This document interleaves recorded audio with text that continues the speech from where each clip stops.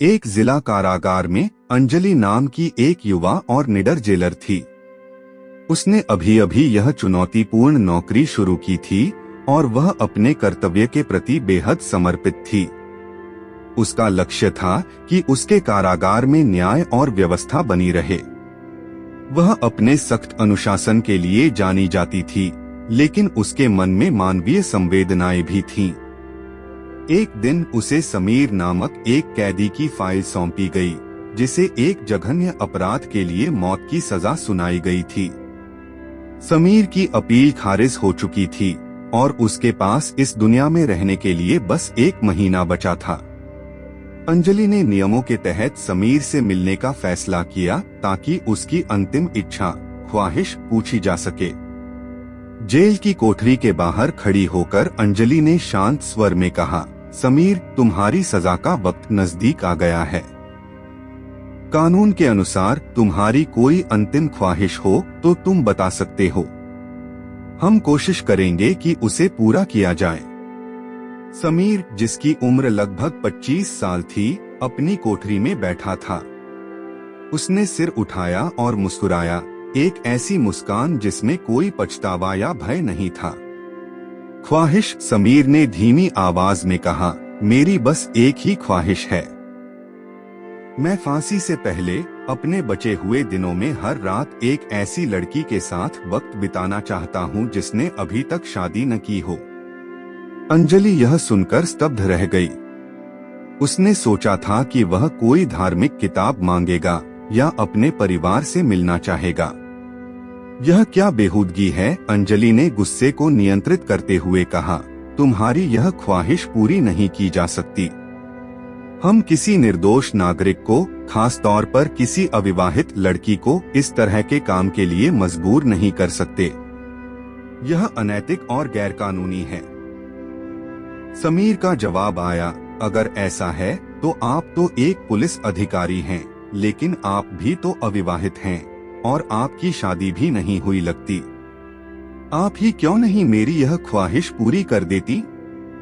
अंजलि का चेहरा गुस्से से लाल हो गया। समीर, अपनी हद में रहो। मैं एक जेल अधिकारी हूँ और तुम एक कैदी।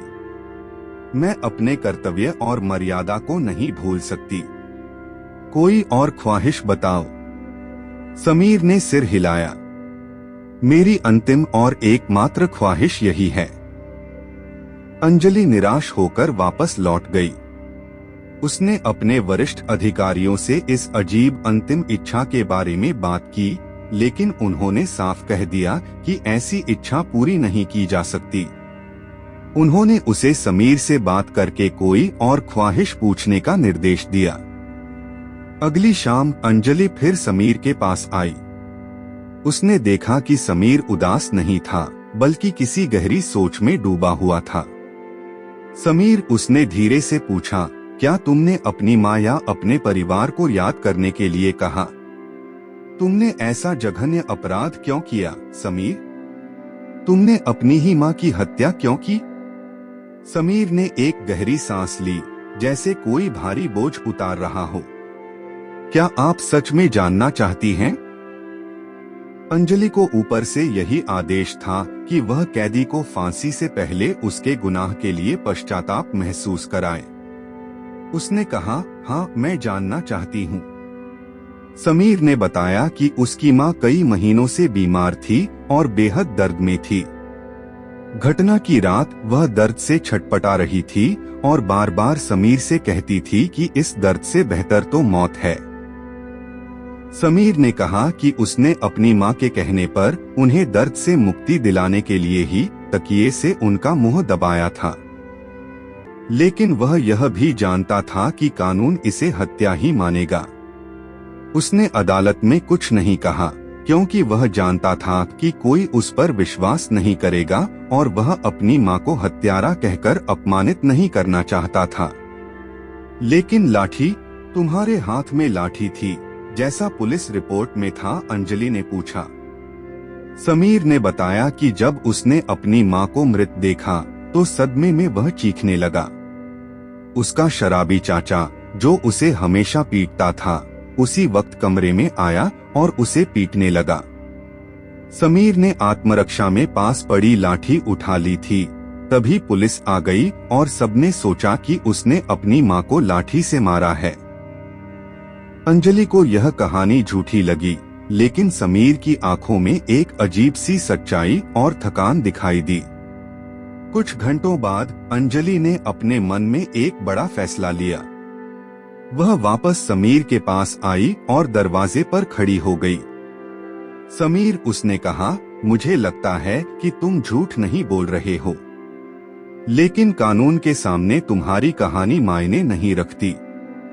फिर भी मैं एक जेलर से पहले एक इंसान हूँ। मैं तुम्हारी अंतिम ख्वाहिश पूरी करूंगी। समीर की आंखों में चमक आ गई। आप सच कह रही हैं? हाँ, अंजलि ने दृढ़ता से कहा, सिर्फ तुम्हारी अंतिम ख्वाहिश जानने के लिए। लेकिन यह बात हम दोनों के बीच एक राज रहेगी। तुम्हारी आजादी की ख्वाहिश, तुम्हारे सच्चाई की ख्वाहिश पूरी नहीं हो सकती, लेकिन यह ख्वाहिश पूरी हो सकती है। वो रात और वो राज। रात के अंधेरे में अंजलि ने अपनी पुलिस की वर्दी उतार दी। उसने एक साधारण सी सलवार कमीज पहनी, अपने बाल बांधे और चुपके से समीर की कोठरी के पास पहुंची। उसने सुरक्षा नियमों को दरकिनार करते हुए कोठरी का दरवाजा खोला और अंदर चली गई। समीर ने उसे देखा, लेकिन वह हैरान नहीं हुआ। वह मुस्कुराया। आप आ गई, उसने कहा। अंजलि ने दरवाजा बंद किया और एक कोने में बैठ गई। समीर उसके पास आया और नीचे बैठ गया। तो तुम्हारी अंतिम ख्वाहिश, अंजलि ने फुसफुसाते हुए कहा। समीर ने हाथ बढ़ाया और अंजलि का हाथ पकड़ लिया। मेरी अंतिम ख्वाहिश थी कि मैं एक ऐसे इंसान के साथ वक्त बिताऊं जो मुझ पर विश्वास करे, जो मुझे मेरी कहानी कहने दे और मेरे दर्द को समझे। मेरी अंतिम ख्वाहिश थी कि मैं दुनिया से जाने से पहले अपनी बेगुनाही का सच किसी को बता पाऊं। और आपने मेरी वो ख्वाहिश पूरी कर दी, अंजलि जी। अंजलि चौंक गई। क्या तुम? समीर ने कहा, हाँ। मुझे पता था कि अगर मैं कोई ऐसी गलत ख्वाहिश मांगूंगा जो आपको गुस्सा दिलाए, तो आप मुझे कोई और ख्वाहिश बताने को कहेंगी या मेरा मुंह बंद करने के लिए मुझ पर चिल्लाएंगी। लेकिन आप एक निडर और जिम्मेदार जेलर हैं। मुझे पता था कि आपकी अंतरात्मा आपको किसी न किसी तरह से वापस आने पर मजबूर कर देगी, सिर्फ इसलिए कि अंतिम ख्वाहिश पूरी करना एक कर्तव्य है। और इसी वक्त जब कोई और नहीं होता, मैं अपना सच बता सकता था। मैंने अविवाहित लड़की की बात इसलिए कही क्योंकि मुझे लगा कि एक ऐसी लड़की जो रिश्ते में नहीं है शायद थोड़ी कम कठोर होगी और शायद मेरे दर्द को ज्यादा बेहतर समझ पाएगी। अंजलि की आंखों में आंसू आ गए। वह रात उन दोनों के बीच एक भावनात्मक रात थी, जहां कोई शारीरिक संबंध नहीं था, बल्कि सिर्फ विश्वास और दुख का आदान प्रदान था। समीर ने अपनी मां के प्रति अपने प्यार, अपने चाचा के अत्याचारों और न्याय की विफलता की पूरी कहानी बताई। अंजलि को समीर की बातों पर पूरा विश्वास हो गया। अगली सुबह वह तुरंत समीर के मामले की गोपनीय जांच में जुट गई।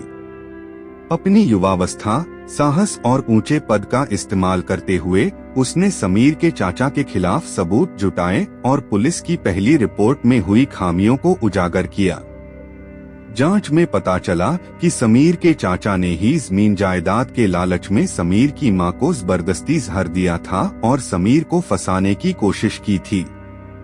कुछ ही हफ्तों में सबूतों के आधार पर समीर को निर्दोष घोषित कर दिया गया और उसे बरी कर दिया गया। समीर आजाद हो गया।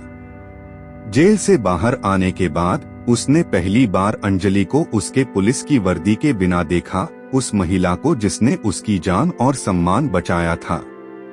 कुछ सालों बाद अंजलि और समीर ने शादी कर ली, क्योंकि अंजलि को समीर की सच्चाई और उसके साहस से प्यार हो गया था। उम्र में 3 साल बड़ी होने के बावजूद अंजलि को समीर में एक सच्चा, साहसी और न्यायप्रिय जीवन साथी मिला। यह कहानी न्याय की जीत और एक पुलिस अधिकारी के मानवीय चेहरे को दिखाती है, जिसने अपनी ड्यूटी के साथ साथ इंसानियत को भी जिंदा रखा। साथियों, आज की इस कहानी को हम यहीं समाप्त करते हैं। मिलते हैं ऐसे ही एक और नई कहानी में। बाय।